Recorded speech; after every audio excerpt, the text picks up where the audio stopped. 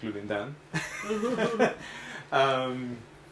Well, this dissertation actually, I was reading the dissertation before coming here, and I just realized that it posed more questions and answered a really few ones.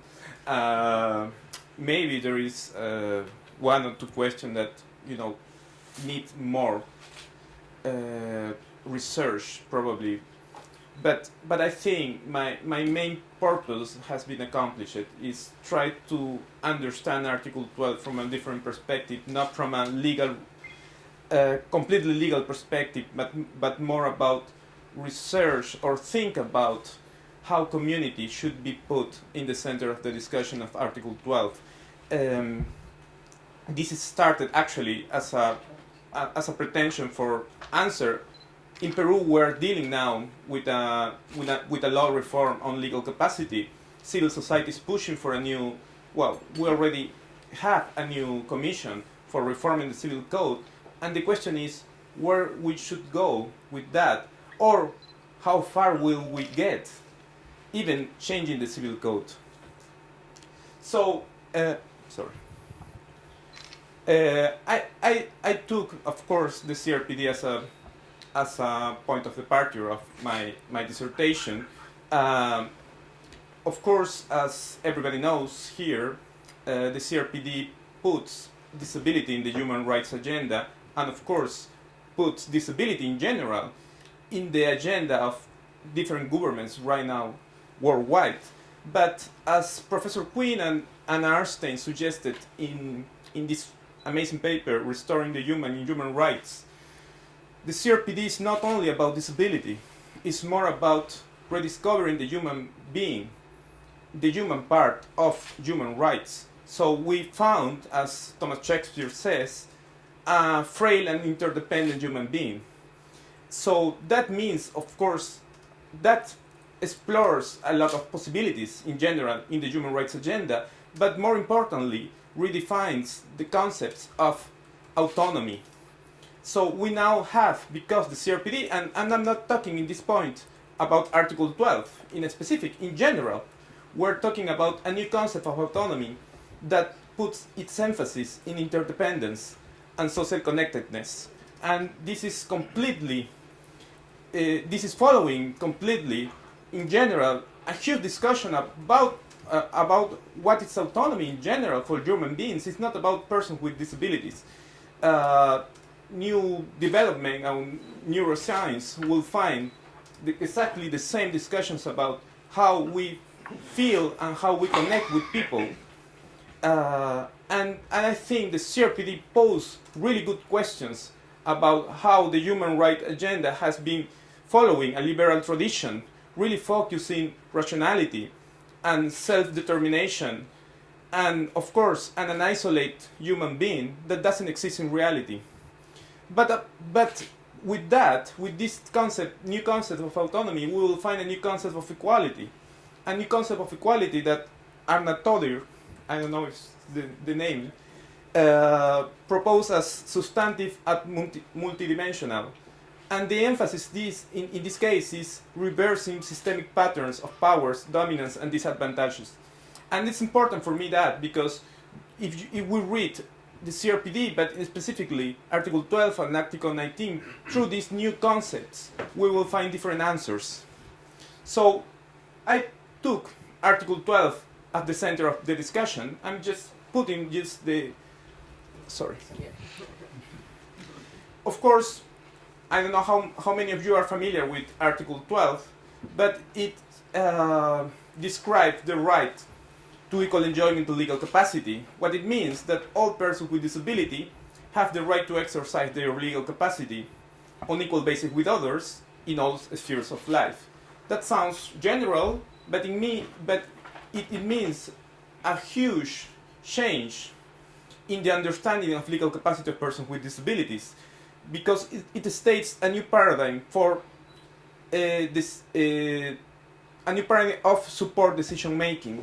What it means that the CRPD rejects a substitution decision making model, and probably if you take the class, you will discuss different models of substitute decision making, from status-based approach, outcome approach, functional approach, and puts a new emphasis on how people make decisions with support with others. And as I have said, probably this is more important for everybody. It's important for everybody, not only for people with disability, but in specific with people with psychosocial and intellectual disability could be a major change. But also the CRPD with this new model, this new approach, will stand that, and if you read the concluding observation of the Committee on the Rights of Persons with Disabilities that support this, legal capacity now works as a blanket, so it's not subjected to the accreditation of certain capabilities. So everybody enjoys legal capacity. And there is no functional test or different tests that accredite that capability to enjoy legal capacity. But in this huge discussion, because there is no country right now with this standard, you will see that all process worldwide, all legal process on legal reform are really focusing how to build a new legal structure to achieve this new standard. So the discussion brings you back to how to create in law a new model to achieve that all persons with disability make binding decisions respected by others. So many countries as Ireland, India, Peru, were facing this challenge, how to create a new structure. But because I'm an advocate, I'm actually not a legal researcher, so I was always skeptical about the outcome of this different legal process. So that's the purpose of my purpose of the dissertation, to analyze the implications of Article 12 from a legal realistic perspective. I will explain that a little bit later, but the question is, my purpose was to question the prominence given by most countries and actually legal researchers to reforming the regulatory framework on legal capacity. And secondly, to explore the importance of community in the implementation of the right to equal recognition before the law. It poses, of course, a pessimistic view on legal reforms, but I think it's more important to try to find actually the problems of just putting all the eggs in that basket and forgetting about the other aspects that really are more important for the implementation of Article 12. I use a theoretical analytical approaches. Actually, I just worked on, I made a systematization of conceptual and theoretical developments on Article 12. I used some legal realism sites provided by Professor Quinn, trying to break down the challenge faced by the implementation of Article 12. And then I tried to apply that findings on the Peruvian context.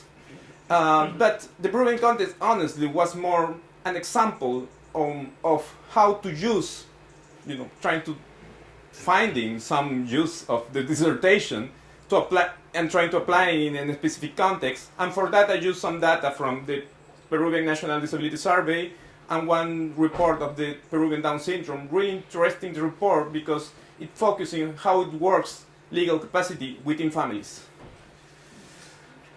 Okay, I'm just gonna focus in some of the findings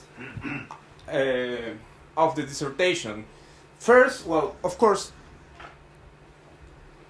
try to understand legal realism to understand the process of the dissertation. Legal realism was a legal movement during the 20s and the 30s in the US and advocated for rule excepticism. Actually advocated against these formalist views of the law as a concrete and contingent conception. So legal realism will say that we have to difference between the mid-system paper rules and the operational code. How actually we create law when we behave in society. And there is a huge gap always between paper rules and the operational code. And as Raymond says, how far the paper rule is real, how far merely paper. We have to find that to understand what's the legal system. And of course, to understand what's the legal system means we have to explore the human factor of applying the law. Because law is always situated in a specific human context. That will bring you to focus in the interaction not between rule and people, but actually between rule and behavior. How different is this?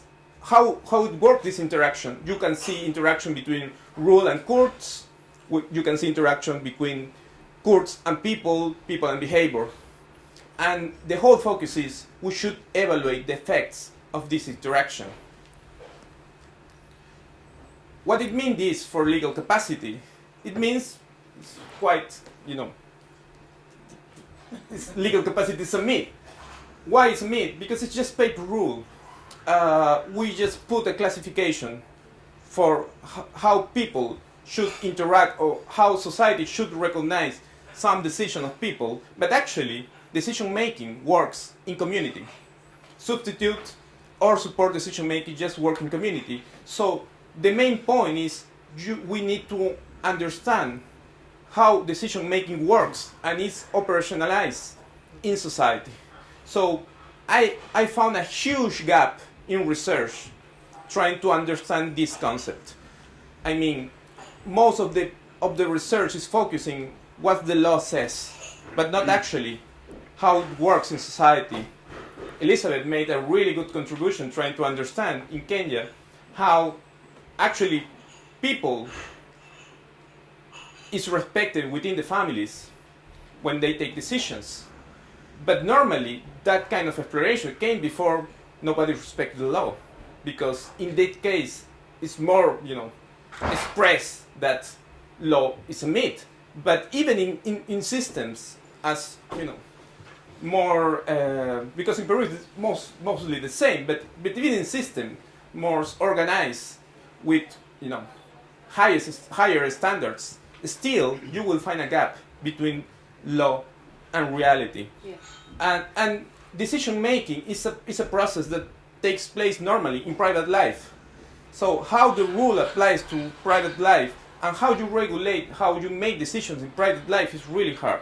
But second, this claim of legal capacity as a myth will bring you to the discussion of reform should guarantee a minimum of congruence between the socio-political context and the socio-political presumption of the new legislation.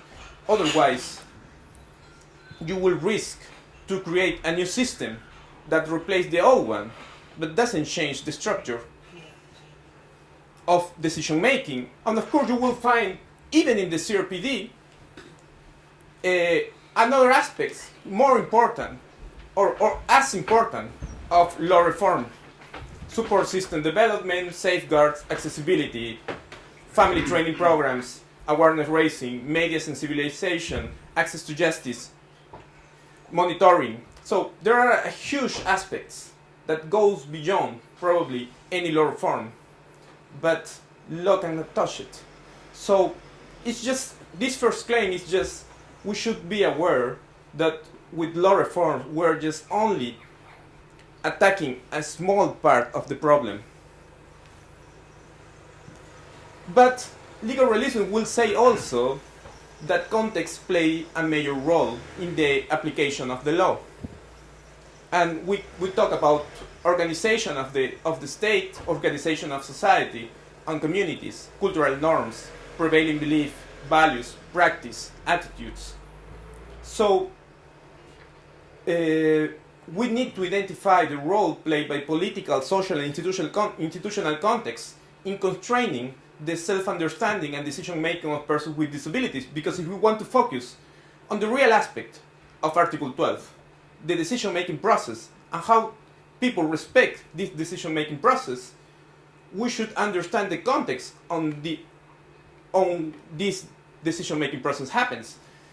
And it's interesting because you can see that many open societies combine respect for personal autonomy and liberties with a strong pulsion towards order, security, and predictability. In opposition, countries, for instance, as Peru, you will find that there is no such open society in many aspects, but because the level of poverty and maybe the level of informality, you will find more space for respect for this kind of relationship, not recognizing by law, but that creates space for flourishing. An example, there is no pulsion, there is no interest of the system to take you out of society and put you in an institution, because informality plays their role. So we can survive as society, living people, of course, outside the system still, but not constrained by their civil rights. So the main point of this part is we have to put some consideration of the real causes of current deprivation of legal capacity. In many cases, deprivation of legal capacity is not linked to law, it's linked to many other aspects that occurs in society. For instance, why people go, we have to answer the question why people go to guardianship. It's not why guardianship exists, it's why people actually go. And if we do some research, and we did that some in Peru with the Down Syndrome Society, we will find that it's not about protection, it was just access to some social services. And if we strike back that barriers to access to social services, there is no point for the whole system of guardianship. So law reform in the case of legal capacity will have a different point of view, but it's just to look, behind the curtain and try to understand what's happening actually. But this idea of context also will bring you to the idea of community. That community, of course, is playing right now a major role in support decision making where it exists. If you see most of the current system that try at least to implement some support decision making, circles of support in Canada, in Sweden, in Australia, in South Australia, you will see that everything is built under a community-based system. And that's completely interesting, because if you see law reforms and you analyze some of the proposals, they are not in dialogue with the current experience, because the current experience are too local. But still you will find this gap between what is happening in law reforms and what is happening actually in reality. But then you will find that this current system, they are trying to develop a support decision-making model, operates on the basis of trust, communication, and familiarity. How you create that with a different process, except investing more in communities. And then that will give you,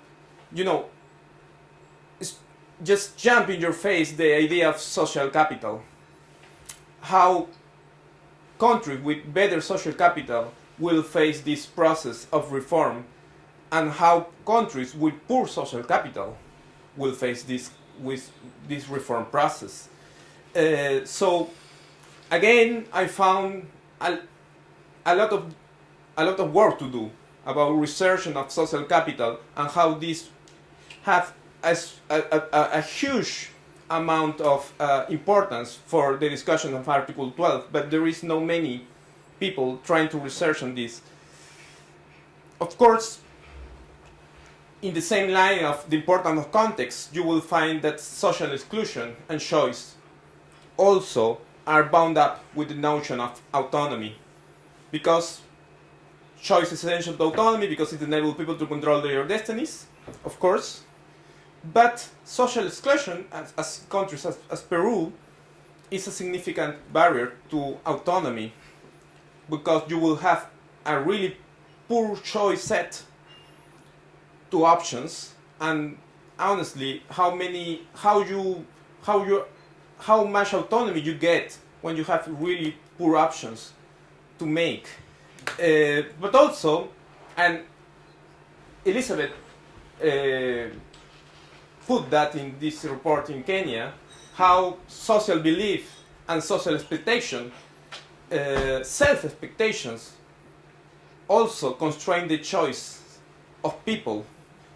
But this whole discussion, as you can see, legal capacity is a myth, the importance of social context, the importance of community, the importance of choices, will bring you to this, to Article 19. At some point you realize, okay, why Article 19 is not in the center of the discussion for the implementation of Article 12. And more importantly, I think, because of course, Article 12 for one side tries to restore the right to make their own future, to make their own decisions, and Article 19 to who, how, where, with whom they want to live in the community. In one part you will see enhance the individual's autonomy, and the other side you will see increased choice and independency, and one part you will see emphasis on personal aspects, and the other part you will see personal on social aspects, but still there is a communication between both. And of course, in the same case, we're driving to the same place.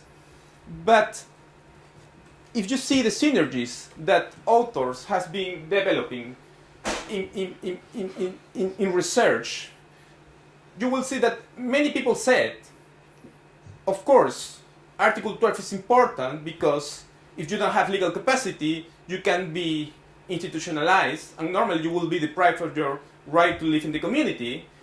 But also, people will say the development of capacity requires the experience of living in communities, of course.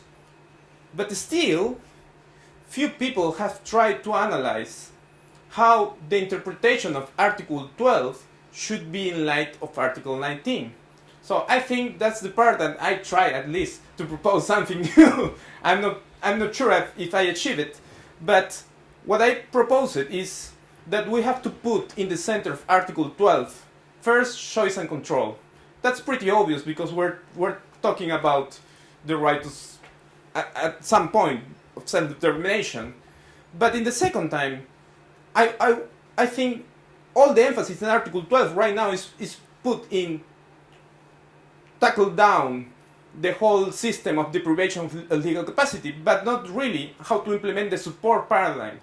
And if you want to implement the support paradigm, the best example is Article 19, because it says, first, actually, because choice and control, you will argue that Article 19 supports also personalization of services. So what's the implication of personalization of services in the implementation of Article 12? Of course, that you should be able to choose who gives your support, how to give the support, and everything that surrounds that decisions.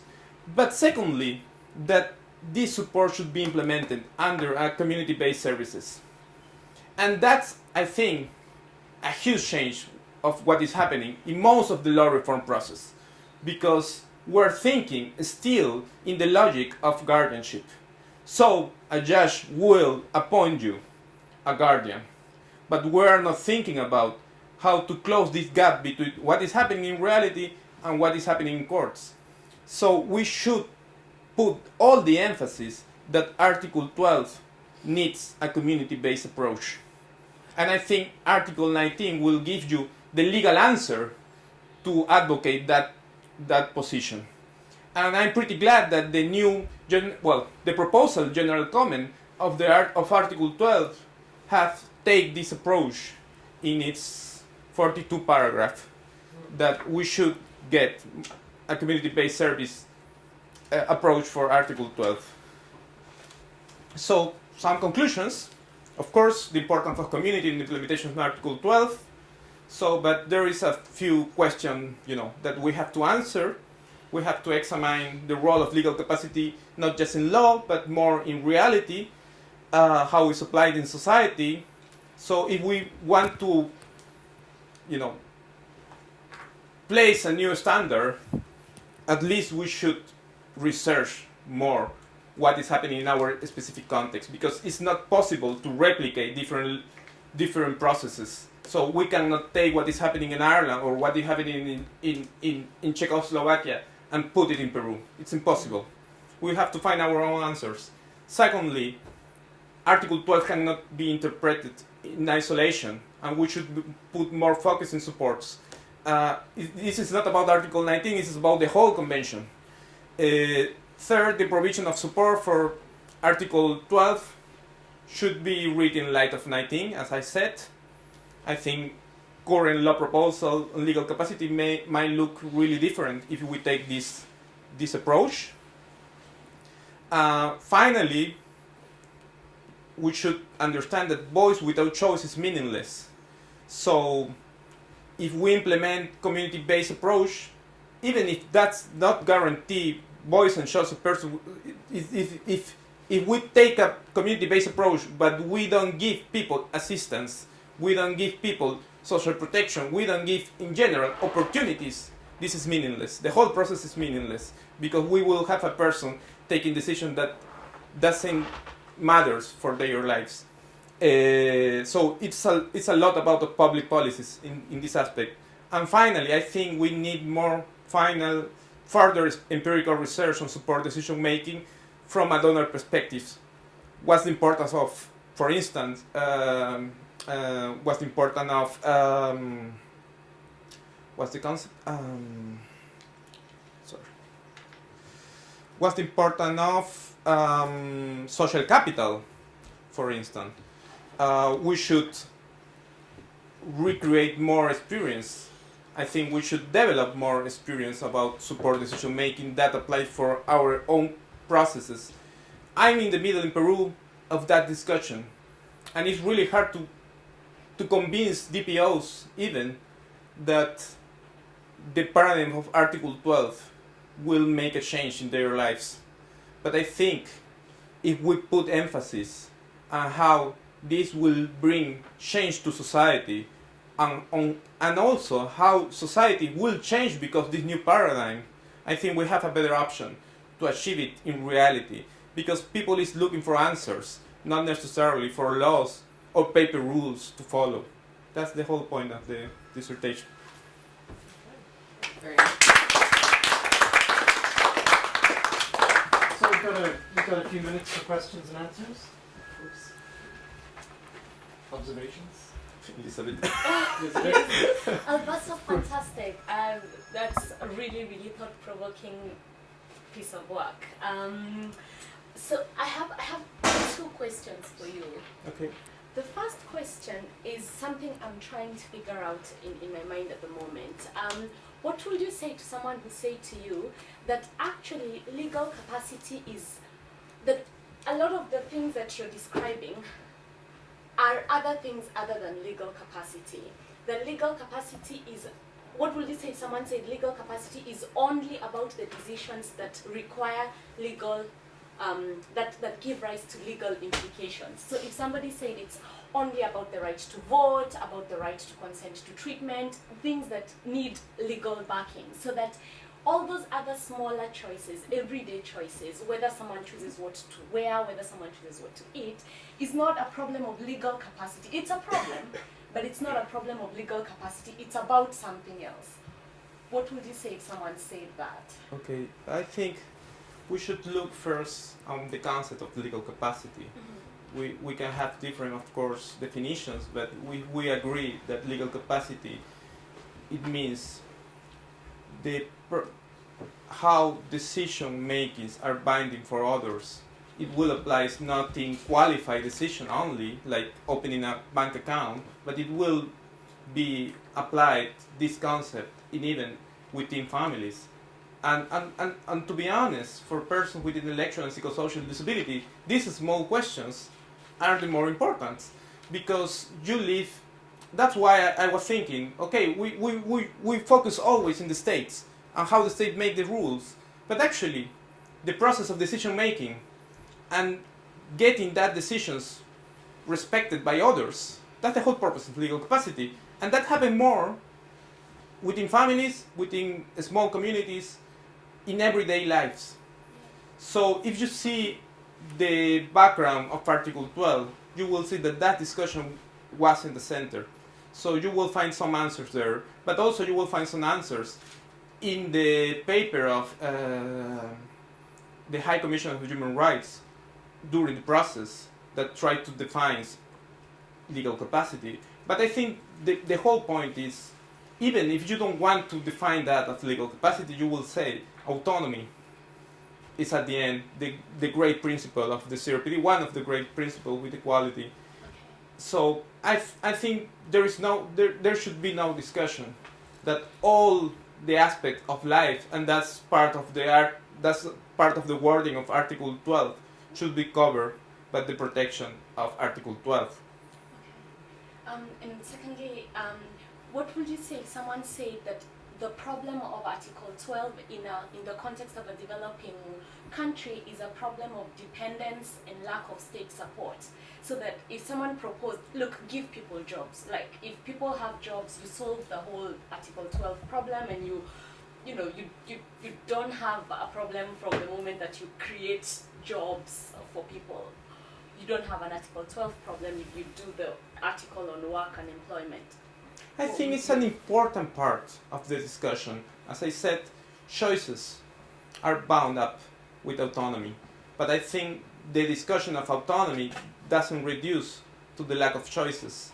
It also implies how the context in general reacts with a different decision. Because you can say that normally, because to be honest, the dissertation doesn't analyze the different perspective that this will take if you take a psychosocial disability perspective, intellectual disabilities perspective, and probably you will face different challenges for each group.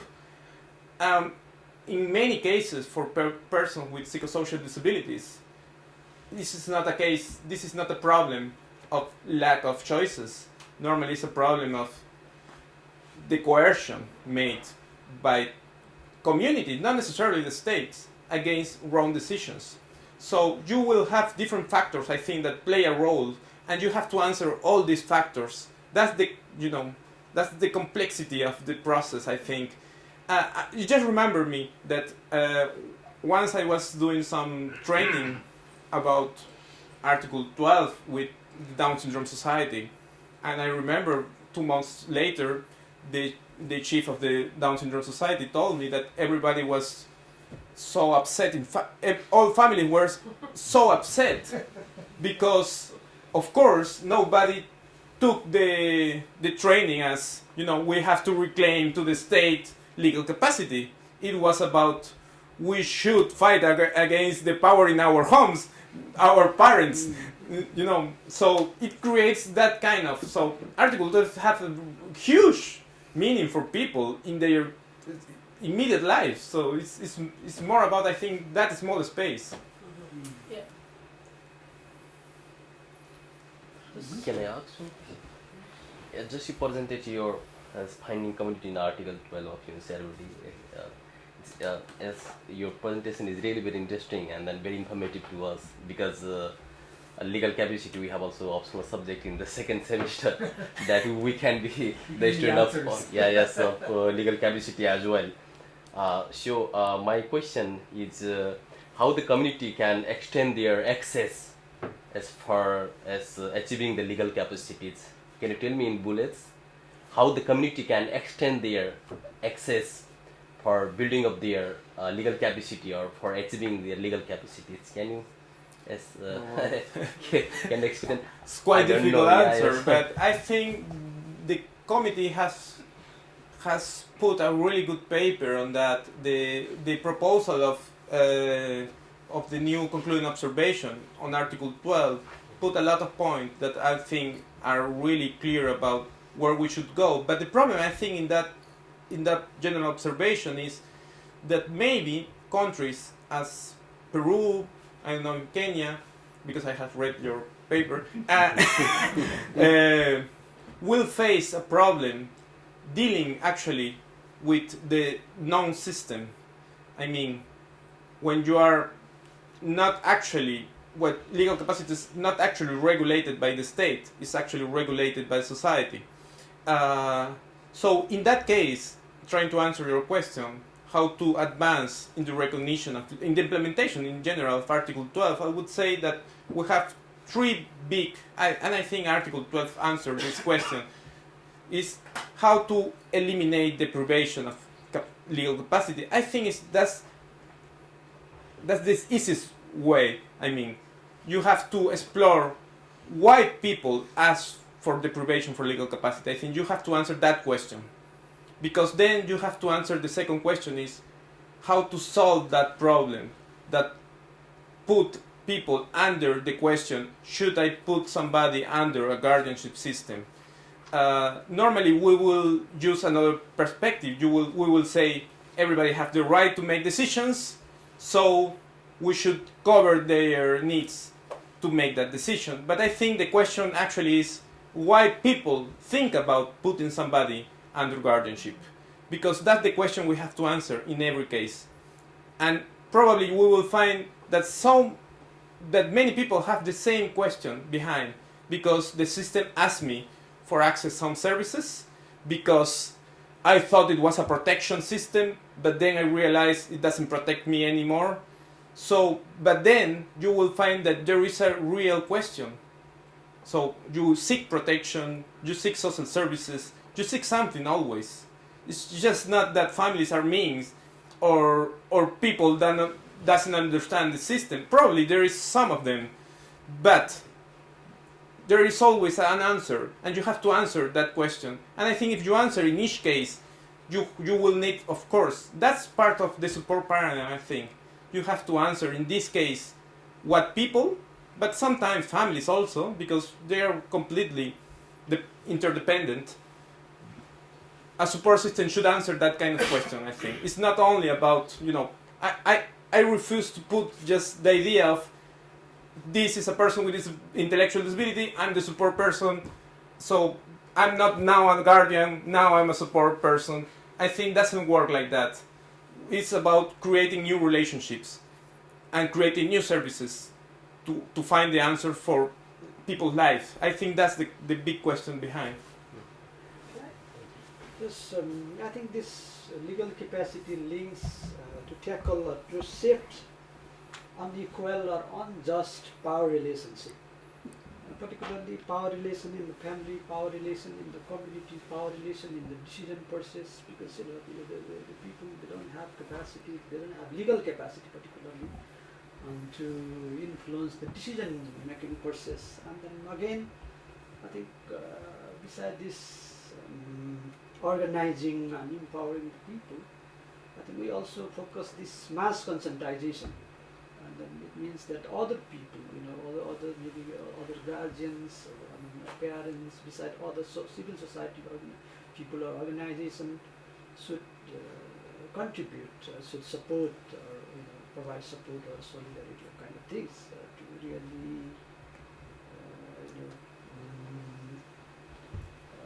being sustainable. Substantial change in the life of the person with disability. How we can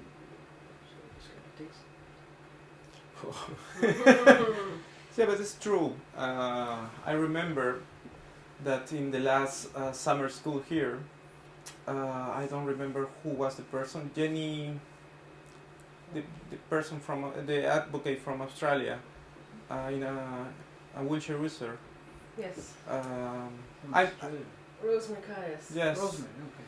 She answered the question, a similar question on how we change society for that. And the question was simple. The answer was simple for her. This is not a legal discussion. This is more about. This is Article 12 will work when everything works. So there is, of course, there is no rush to try to solve it as a legal framework immediately, because it's going to be possible, because we will have to create all the conditions through the whole convention to allow people to make decisions in a safe environment, because it's also, this is a discussion about safeguards also, because we have to prevent this kind of abuse in society. And the only way is if you have a person in a social network, with all the support in place, all the safeguards in place, probably this discussion will be different. But we're trying to imagine a perfect system that doesn't exist. So that's why we're trying to, at some point, we're trying to regulate in the air a little bit, because we're just betting in something that we really don't know if it's gonna work. So probably I will say it's more effective, of course, to tackle down all the triggerings of the system and to answer the triggerings of the system, but also investing in communities. I think it will be, it's our best choice to invest in communities, to invest in support circles and models and try to develop that kind of strategies. I think it's our best option to get to the final step where everything is in place and we will say, okay, we're just drawing down what we have in society. I wonder, would you agree, one legal realist to another, that Article 12 and Article 19 can never make up their mind which side they come down in a seesaw, right? Because on the one hand, you've atomistic conceptions of the rugged individual making his or her own choices generally, but also particularly about where to live and with whom to live on the one hand, and then you've this social conception of the self, drawing in notions of social capital, but also drawing in red alert danger areas of sculpting the self, and one is even beginning to thinking of Soviet socialist man of the 1930s, right? So it seems to me that seesaw is just integral to both Article 12 and Article 19. So I'm wondering, as a legal realist, would you agree that that is so? And number two, how do you handle it?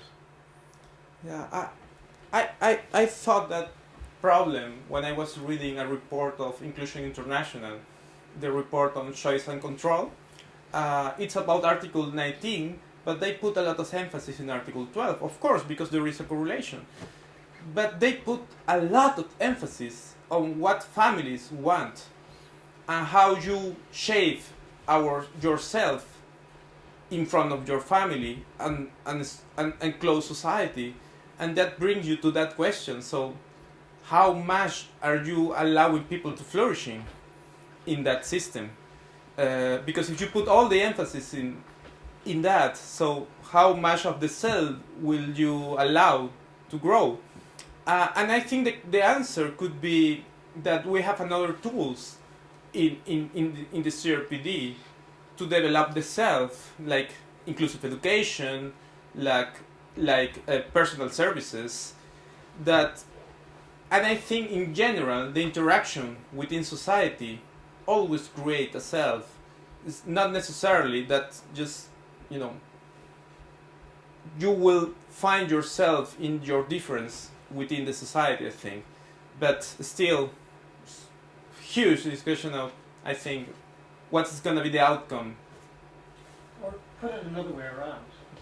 If you're committed to notions of rugged individualism, right, you will presume there is such an entity as the self, right? And it's just as there's various blockages for expressing the true self. And if we could find alternative ways like build social capital around fragile selves, then sooner or later the self will express itself to the outside world. But that's premised on the assumption that the self is stable. What if all selves are in flux and it's actually impossible to say what the real Alberto is thinking right now? Yeah, but that's the question for everybody. It doesn't. Because I always feel it when I go into a politician and say, gosh, that person had multiple selves, I can't figure them out. Yeah, I find this very interesting, and I agree that there's definitely a relationship between Article 12 and Article 19, but I wonder if maybe we're trying to make Article 12 kind of the entire CRPD, because when I look at legal capacity as a lawyer, I've come across it also in the fields of women's rights. And when we talk about legal capacity and women's rights, it's a very narrow definition that's been used, and it's very much the legal capacity to carry out lawfully recognized interactions, voting, owning property, bringing cases to trial. And so given that the CRPD has come after CDOT and after other rights movements, is it wise to try to make legal capacity such a wide definition? definition. But I think if you read the CRPD, you will find that in the center is, of course, Article 12, because it triggers the exercise of other rights. But you can put also, I'm not sure honestly, but I think you can put also Article 19 as a counterweight, and you will see that the social aspects of the self will flourish with Article 19, and the personal aspect of the self will flourish with Article 12.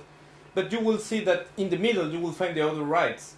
I'm not sure that that's bad, because personally I think, and I'm just following what I learned in this in the master, is I think we should go back, take the old human rights instrument and try to reading again in light of the CRPD, not because it's binding, because it's useful. I think the CRPD brings, and Professor Quinn says that in a couple of papers, a new theory of justice, or at least try to set up new lines for a theory of justice.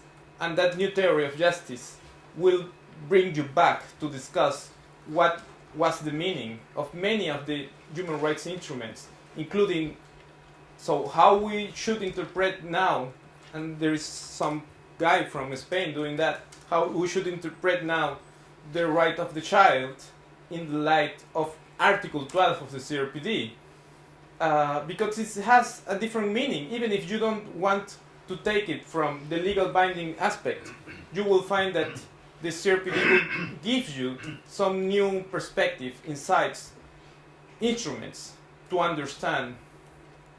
I have to ask you a question, because I want to follow up on just exactly there. I think that I'm kind of with Jenny on this. I kind of think that the Article 12 has become this huge thing, and there's some suggestion that there's an understanding of the decision-making process for anybody in any context. I can justify every decision I've made by the time I've walked home, but when I make that decision at that moment in time, there's probably no thought into why I bought those red shoes. You know, I just saw them with those red shoes, happy days, and by the time I come home, I needed them because I needed them for work. I've made the justification. And I don't think that there's enough of an understanding of the actual decision-making process for the society as a whole to say that all decisions, all choices are now legally regulated by a convention. I kind of have a, you know. But I think it's not the point about that. It. No, I think it's not the point of I'm not claiming that. I'm just claiming that we have to understand that decision-making process to understand the implication of this law reform. Maybe that's where we should start, though, is understanding decision-making processes, because I think I think there's a certain amount of cart before the horse here. Yeah, of course, but decision-making takes places in different contexts, but also for people with intellectual and psychosocial disabilities, it will create a different process, I think. And of course, we probably will never understand how it works, but you will find that new challenge will arise from that, I think. I'm not sure about putting, article. Everything is Article 12 now. I know. Right about Article 12. But at some point, it's true, because deprivation of legal capacity has led you to a lot of other deprivations. So I think we have to understand also that connection. Yeah, see, but I think it could be that is the new shiny tool, because I could equally argue, and I'm sure Thomas could too, that actually Article 24 is everything. Because you don't get capacity without Article 24. You know what I mean? You don't get the right to work without Article 24. You don't get to do X, Y, Z without Article 24. So, I think it's the new shiny toy, and I think that maybe, we need to kind of maybe bring it back down a little bit. I would like to suggest something which I know Professor Quinn just said was you drench everything in cynicism. Well, so do I. And what I wanted to say about that was, it occurs to me that one of the reasons that Article 12 has the actual centre of our attention, and I use the word our attention because we're lawyers, and every lawyer likes the idea of capacity, because it gives him or her infinite space in which to discuss the matter without necessarily coming to any conclusion.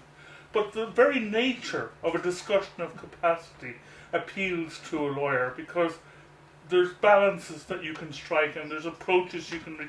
But the point about it is, to my way of looking at it, the central question about capacity is about functionality. And it's one of the difficulties that we have. And I have listened with great respect to this man and to other lecturers. But I don't think that this institution, or indeed any discussion that I read, have really discussed enough about the nature of capacity and functionality. I don't believe, and I may change my mind by the time I come to August, but at this moment, I don't believe that you can discuss capacity without also discussing functionality. Because at some point, the human being that you're addressing the questions about has to engage in the process, and some decision has to be made about the capacity of that person from the outside. It's not all, and I mean, okay, the convention is about helping us to address these questions, but it does seem to me that in order to deal with capacity, and forgetting our lawyers' love of it, but thinking about capacity and society, that functionality has to come into it. I don't know of any other test that will be applied by other professions, not only lawyers, doctors, and such like teachers and so on. So this, I think, is a central question, and I don't know what the answer will be, or what consensus might be reached. Perhaps none, because I think various countries will reflect their historical analysis on the CPD, and they will apply the idea of capacity and functionality in different ways. But I do think that this is a central question, because I think the capacity, once you begin to discuss it, you have to actually come to a conclusion at some point and say, this is how we think about capacity, or this is the way that it should be applied, or such like.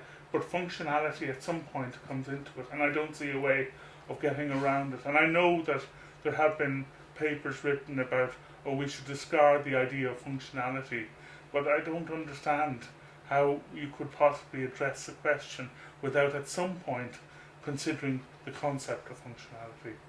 Sorry. I think it's a really hard question, because actually the whole system now is trying to forget about the concept of functionality. Yeah, of course, because we're more focused.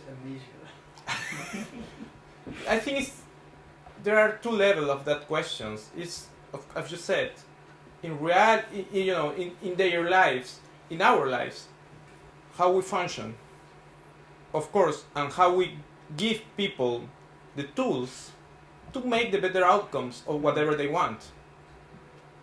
But at the second part of the discussion is how the system reacts to that function. And the CRPD is trying to taking down that second part and saying, okay, why you should ask about if the person functions in this or that way. We should focus more in allow people to function, to make decisions, to exercise their capacity. But there is no more a discussion about what is the better outcome or what is the better way to function in this decision-making process. That complicates, of course, the whole thing, but I think actually make it easier, because you should focus more on the person, and I think that's the whole point of the support paradigm. I don't see, honestly, a great risk on that. I think the experience in countries with really few regulation, with a lot of informality, will show you that decision making happens in communities and is prevented in communities, and there is no, so it's like, the Wild East, you will see the Wild West, you will see everything happening there. But you can see also the interactions, and I think after working, at least in my experience, after working with people with, in two cases, people with psychosocial disabilities with some organization, and with intellectual disability in another organization, it seems for me at least, but this is not part of my dissertation, it's just part of my experience, that the claim for everybody is the same. It's not only about to make the, I mean, it's not only about a claim of I want to make my own thought, I want to make my own decisions. It's also about I want to make good decisions. But of course, I want to determine what's a good decision. But the function, the process is important too. And the process will be better with supports in place than just deregulating the whole thing and leaving people to make whatever they want. Because I think there is no much outcome of that. I'm not sure. So, Lewis, and we'll have to wrap it there. Great. All right. Okay. Just my observation, and you can give your inputs and thoughts on it. First of all, thank you. I'm thinking a lot, and it's very nice. But my observation is when it comes to legal capacity, I think I will break down the question of choice. I would break down the question of choice into, like Elizabeth said, choice that has direct legal consequences, like the right to vote, the right to own property. I think the focus of legal capacity should be centered around that. And if you're to look at legal capacity in other fields like women, children, it's centered around such choices with direct legal impact. But when it comes to choice, how you live in society, what you wear, or what you do, or where you go to school, I think that is more, in my opinion, addressed by Article 19 on independent living, and it's how you live in society. But Article 12 on legal capacity basically is about, to me, my understanding is, it's about such choices that have direct legal implications to the individual. But that understanding of legal capacity, that is really, so legal capacity will be a tool in the, will be an important concept only for qualified decision. Qualified decision that have a meaning between civil contracts or between the person and authorities. We can put it in that way. But actually, first I think the process of the negotiation of Article 12 does not support, I think, that part, that small space for discussion. But more important, I think it reduces legal capacity to economics, and it just blocks the whole spheres of life that probably we don't feel that are so important because normally don't have a legal consequence, but could be at the center of the decision of any person. To me, it's really hard to draw a line between Article 12 and 19. So, which is independence, which is autonomy. I think one puts a step in autonomy, the other one puts a step in independence. But, I think independence and autonomy see each other and are part of, developing the self in the community. So, honestly, I don't have an answer, but I think the outcome of that reading will be close the impact of Article 12 in the life of people with intellectual and psychosocial disabilities. And that could be a huge impact, in what you're trying to get. Of course, everybody's focused now in that aspect. Why? Because that's the harder part, to convince everybody that you need to respect other people's thoughts, because that's the way you interact with society. But if you talk with people with intellectual and psychosocial disability, they are more concerned in the other aspects of their lives. And it's not only about independent living, it's also about decisions that you make in within your family that are not respected. It's even about, of course, it's connected with access to justice, with other aspects, sure. But it's about respect decisions. It's about respect the voice of people with disabilities. And it goes beyond that this, more qualified decision that we make in society. But Fantastic. We have a reception with some wine to keep people. And the Dean of Graduate Studies will be here in a few minutes to